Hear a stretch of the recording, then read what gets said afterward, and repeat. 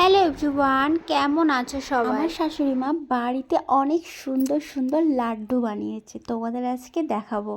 কিন্তু দুঃখের বিষয় একটাই, সেটা হলো আমি আগের ভিডিও রেসিপিটা তোমাদের শেয়ার করতে পারছি না, কারণ আমি ভিডিও শ্যুটই করি। এবার যখন বানাবে লাড্ডু তখন তোমাদের রেসিপিটা শেয়ার করে দেব।